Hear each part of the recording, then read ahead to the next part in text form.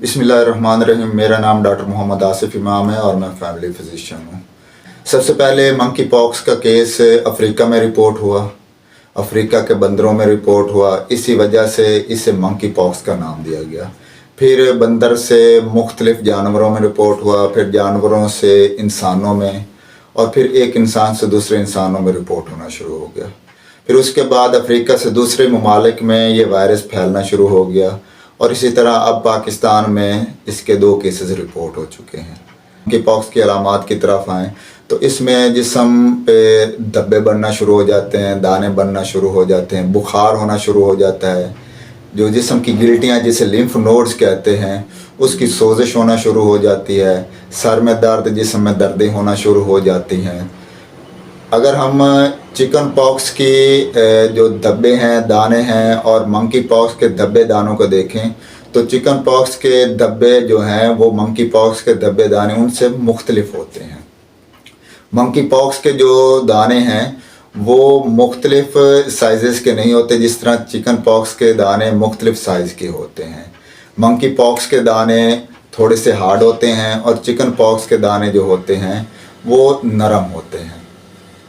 Monkey pox में ज़्यादातर दाने बाजुओं पे, चेहरे पे होते हैं, छोटे पेशाब और पखाने वाली जगह पे होते हैं, जबकि चिकन पॉक्स में दाने पूरे जिस्म पे फैले होते हैं। मंकी पॉक्स में भी पूरे जिस्म पे फैल सकते हैं, लेकिन जो एरियाज़ ये बताएं इन पे ज़्यादा होने के चांसेस होते हैं। तो ये मंकी पॉक्स और चिकन पॉक्स के दानों में ये फ़र्क पाया जाता है। मंकी पॉक्स एक इंसान से दूसरे इंसान में किस तरह फैलता है? मंकी पॉक्स एक इंसान से दूसरे इंसान में सांस के ज़रिए से, छोटे पेशाब के ज़रिए से, पखाने के ज़रिए से, थूक के ज़रिए से, जिस्म को टच करने के ज़रिए से, जिस पेशेंट को मंकी पॉक्स है उसके बर्तन इस्तेमाल करने से, उसके कपड़े इस्तेमाल करने से और उसके जो दाने हैं उसको टच करने से होता है। लिहाजा ज़रूरी है कि जो मंकी पॉक्स का पेशेंट है वो मास्क का इस्तेमाल करे, उसके कपड़े अलहदा धुलवाए जाएँ, उसके बर्तन अलहदा हों। अगर हम मंकी पॉक्स के टेस्ट की तरफ आएँ तो मंकी पॉक्स का जो टेस्ट है उसका जो सैंपल है, उसके जो दाने, उसका सैंपल लेकर उसका PCR का टेस्ट करवाया जाता है और वहाँ से मंकी पॉक्स की तशख़ीस की जाती है। मंकी पॉक्स की अगर हम इलाज की तरफ आएँ तो मंकी पॉक्स के इलाज में इसका अलामती इलाज किया जाता है, क्योंकि ये एक वायरल डिज़ीज़ है। तो इसमें अगर बुखार है तो पैनाडॉल हम सिंपली देंगे और जो पेशेंट है उसको करंटीना कर दिया जाता है और तब तक उसको करंटीना में रखा जाता है जब तक पेशेंट की अलामात और उसकी पेचीदगियाँ मुकम्मल तौर पर बहाल नहीं होती। और आम तौर पर जो मंकी पॉक्स का मरीज़ होता है उसके दाने धब्बे 7 से 10 दिन में ख़त्म हो जाते हैं। मंकी पॉक्स के साथ जो लवाहिकीन होते हैं उनकी क्या एहतियाती तदाबीर होनी चाहिए?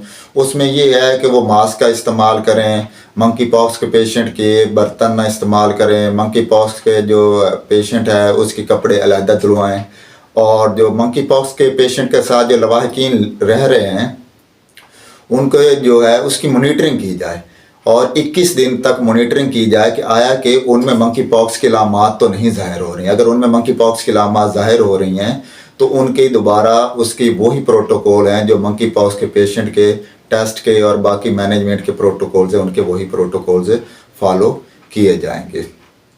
अगर हम मंकी पॉक्स की वैक्सीन की तरफ आएँ तो मुख्तलिफ ममालिक में मंकी पॉक्स की वैक्सीन दस्तयाब है, लेकिन पाकिस्तान में अभी तक इसके जो है दस्तयाबी वो नहीं है।